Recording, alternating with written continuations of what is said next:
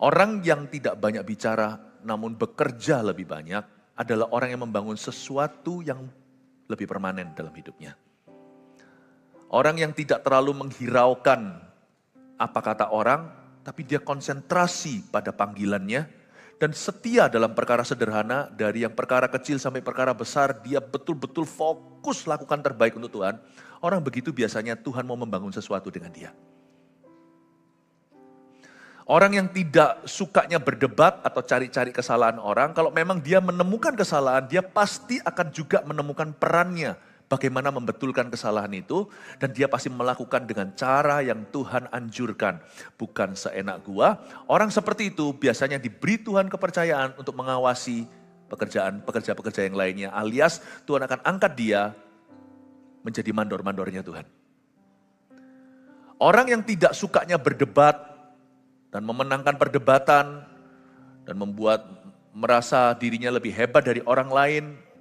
Tapi orang yang sungguh-sungguh menguji dirinya dulu, dan menemukan talenta yang Tuhan beri, lalu dia kelola sebaik-baiknya, biasanya dengan orang seperti itu, Tuhan akan membangun sukses yang sifatnya diturunkan ke generasi-generasi berikutnya. Tuhan itu akan langganan dengan orang demikian, dan dia akan membangun sesuatu yang jauh lebih permanen dengan orang-orang begitu. Bahkan bisa-bisa keluarganya juga dipilihi sama Tuhan. Orang-orang sekelilingnya pun satu-satu jadi. Coba lihat ya, trait-nya ya, orang kalau sungguh-sungguh yang berhasil versi Tuhan ya, ini bukan ceramah motivator ya. Ini adalah prinsip kerajaan Allah dan kebenaran yang bisa diterapkan segala zaman.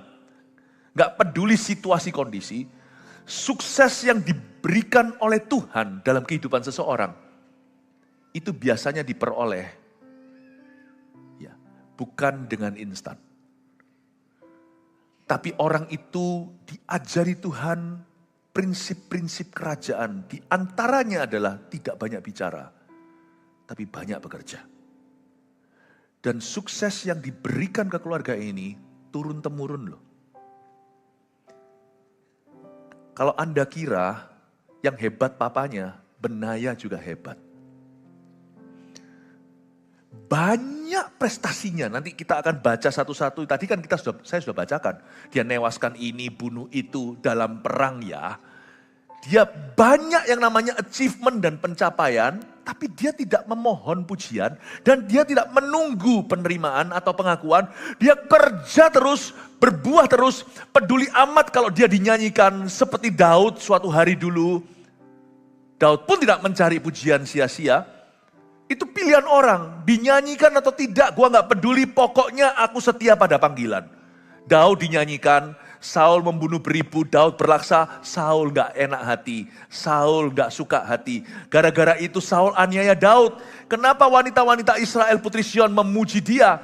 Kenapa gak memuji aku, kata Saul.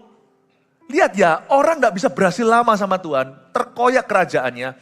Kalau dia terlalu memperhatikan apa kata manusia, dan dia juga terlalu banyak pencitraan, terlalu banyak ngomong dan beropini. Lihat, Saul gak lama jadi raja, dan akhirnya runtuh semua yang dia bangun. Daud gak minta itu. Malah Daud berkata, kalian tuh jangan nyanyi begitu, gara-gara perempuan-perempuan ini nyanyi begini. Aku sekarang dikejar-kejar sama raja tua ini.